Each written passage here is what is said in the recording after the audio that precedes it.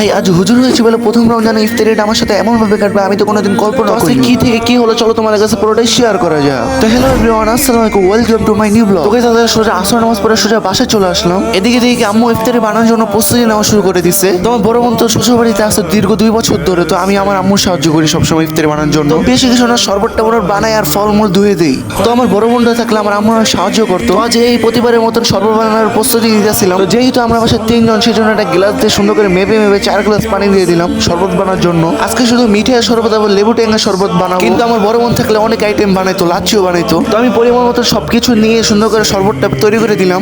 তারপর সমস্ত ফল টল দিয়ে আম্মুকে দিয়ে দিলাম। তো আম্মু কাটতেছে, তো আমি রুমে গিয়ে একটু বিশ্রাম নিই। মাগরিবের আজান দিবে, দেখতে দেখতে মাগরিব আজান দিয়ে দিয়েছে। তো আমি খেজুরটা খেয়ে রোজাটা ভেঙে নিলাম। তারপর শরবত পানি মনে সবকিছু খেয়ে নিলাম। তার সাথে আবার ফল ফুড খেয়ে মাগরিবের নামাজ আদায় করে আবার মুড়ি খাওয়ার জন্য বসে বললাম। এদিকে সোজা সোজা একটু বাজা বড়ো খেয়ে নিলাম। আর বাজা বড়ার ভিতরে আমার একটু ডালের বড়াটা অনেক ভালো লাগে।